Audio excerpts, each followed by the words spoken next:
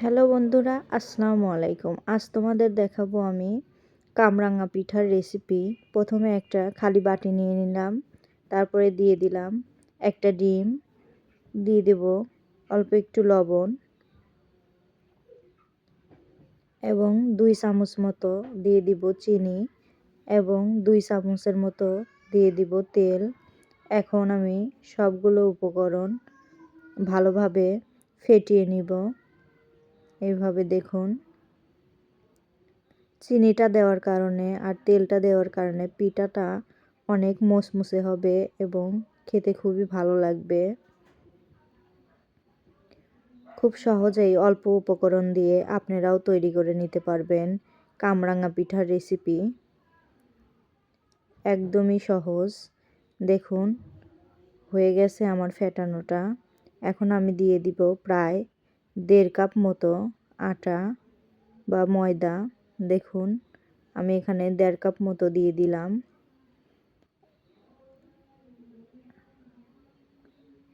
আবার অল্প একটু লবণ দিয়ে দিলাম। এখন আমি হাত দিয়ে ভালোভাবে মাখিয়ে নিচ্ছি।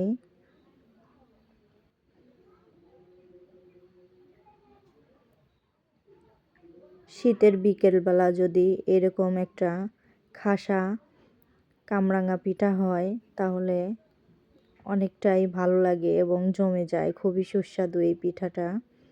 দেখুন, ভালোভাবে আমি তেলগুলো দিয়ে মাখিয়ে নিয়ে তারপরে অল্প অল্প করে পানি দিয়ে আটাটা মেখে নিচ্ছি, গ্লোটা তৈরি করে নিচ্ছি। দেখুন,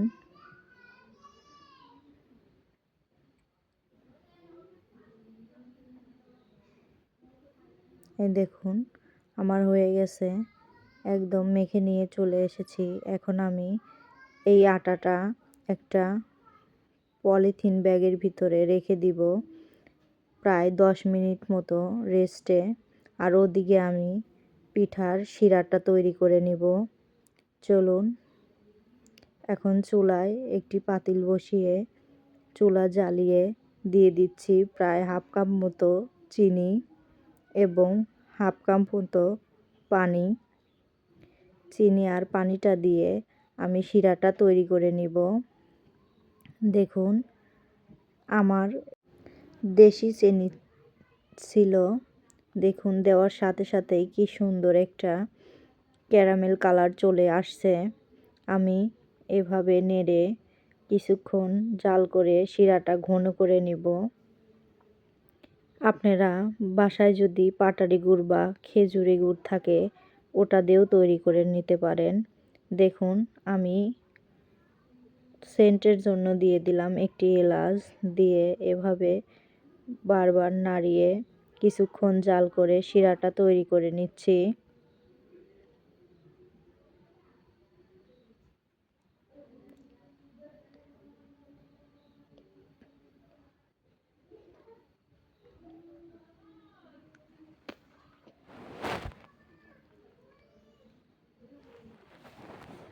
এই দেখুন, আমার শিরাটা প্রায় রেডি হয়ে এসেছে একদম।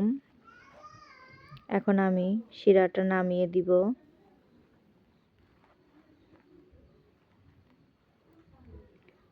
দেখুন, চুলা থেকে নামিয়ে দিচ্ছি।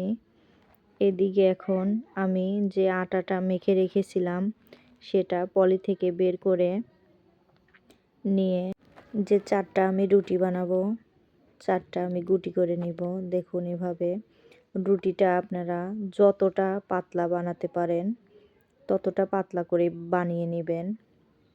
দেখুন, আবার আমি 3টা প্যাকেটের ভিতর রেখে এই রুটিটি তৈরি করে নিচ্ছি। রুটিটি বেলার জন্য আমি এখানে ময়দা ব্যবহার করছি। দেখুন, এভাবে যতটা পাতলা করতে পারবেন আপনি ঠিক ততটাই পাতলা করে নেবেন। এভাবে আমি বেলে নিচ্ছি পুরো রুটিটা। দেখুন,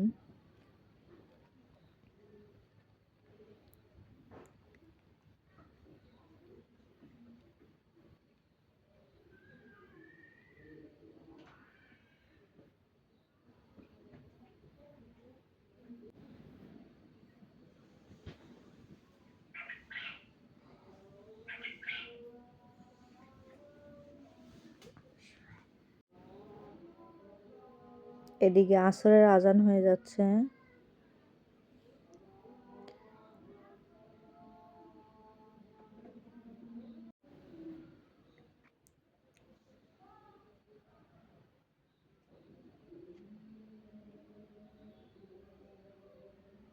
আমার রুটিটা বেলা কমপ্লিট হয়ে গেছে। এখন আমি একটা ছোট্ট বাটি দিয়ে গোল গোল করে কেটে নিচ্ছি। আপনাদের যদি এই সাইজের বাটি কিংবা গ্লাস না থাকে তাহলে বয়মের মুখ দিয়েও কেটে নিতে পারেন।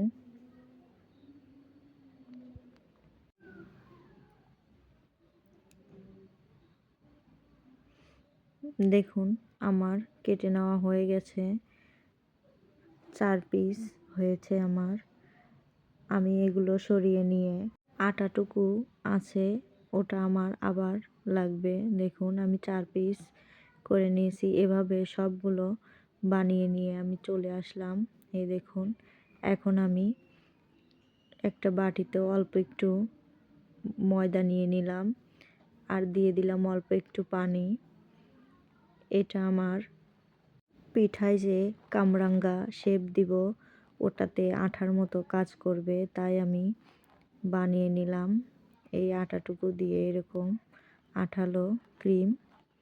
এখন আমি একটা একটা করে স্লাইসগুলো নিয়ে নেব এবং মাঝখানে একটু ওই যে গ্লোটা আমি বানিয়ে রাখলাম ওইটা ভরিয়ে দিয়ে আবার আর একটা রুটি এভাবে দিয়ে দিব।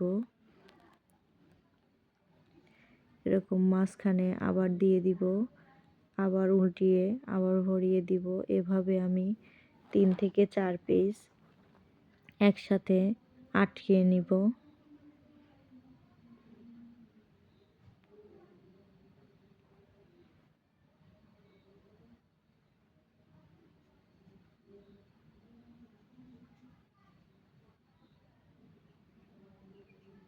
দেখুন এভাবে প্রত্যেকটা পিঠা আটকিয়ে নেবেন। নিয়ে আমি এখানে একটা স্টিলের সাহায্যে ধরছি। আপনারা ইচ্ছা করলে কাঠি দিয়েও 2টা কাঠি একত্রে করেও ধরতে পারবেন। এখন কড়াইটা চুলায় বসিয়ে চুলা জ্বালিয়ে দিয়ে দিলাম তেল। তেলটা একটু গরম হলেই দেখুন গরম হয়ে এসেছে। এখন আমি দিয়ে দিব পিঠাটা। যেভাবে ধরেছিলাম ঠিক সেইভাবেই দেখুন এভাবে ধরে রাখবেন, ছাড়বেন না।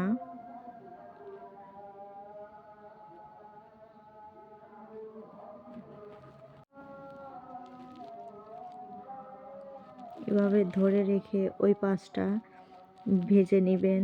দেখুন আমি আটা মাখানোর সময় যে ডিমটা দিয়েছিলাম তাই পিঠাটা ফুলবে। এই দেখুন এভাবে আমি ভেজে নিচ্ছি ঘুরিয়ে ঘুরিয়ে। ওই পাশটা ভাজা হলে আমি এই পাশটা ছেড়ে দিব, তা না হলে খুলে যাবে। কামরাঙ্গার যে শেপটা থাকে সেটা আর আসবে না। দেখুন এভাবে এই যে আমি এখন খুলে নিচ্ছি এবং উল্টিয়ে দিচ্ছি ওই পাশটা হওয়ার জন্য।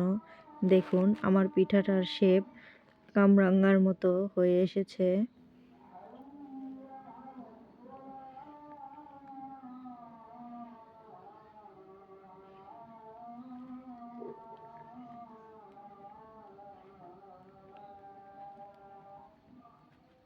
ওদিকে আজান হচ্ছে, আসরের নামাজে যেতে হবে।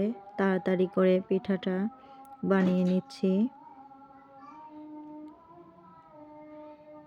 দেখুন হয়ে গেছে, উঠিয়ে নিলাম। আপনাদের সাথে আবারও আরেকটি আমি ভেজে দেখাচ্ছি। দেখুন এইভাবে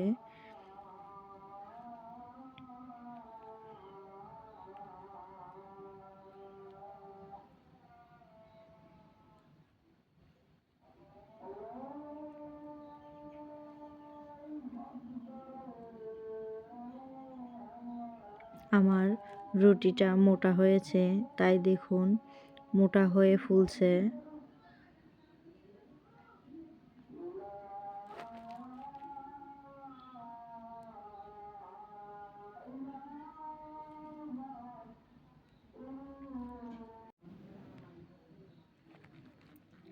আপনারা যখন তখন অল্প কিছু উপকরণ দিয়েই এই খাস্তা কামরাঙা পিঠার রেসিপিটি বাসায় তৈরি করে খেতে পারবেন। খেতেও দারুণ। বাসায় একবার সবাই ট্রাই করে দেখবেন। দেখুন আমার পিঠাটি হয়ে এসেছে, এখন আমি উঠিয়ে নিব।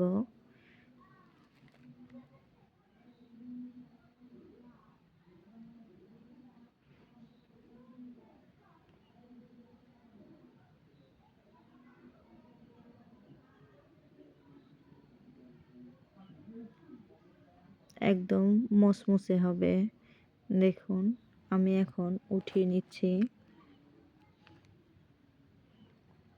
এবং সবগুলো পিঠে আমার ভাজা হয়ে গেছে। আমি যে শিরাটা তৈরি করে রেখেছিলাম ওই শিরাটা এখন আবার চুলায় দিয়ে একটু গরম করে নিচ্ছি। এখন আমি দেখুন আমার পিঠাটা উপর দিয়ে ওই শিরাটা দিয়ে দিচ্ছি।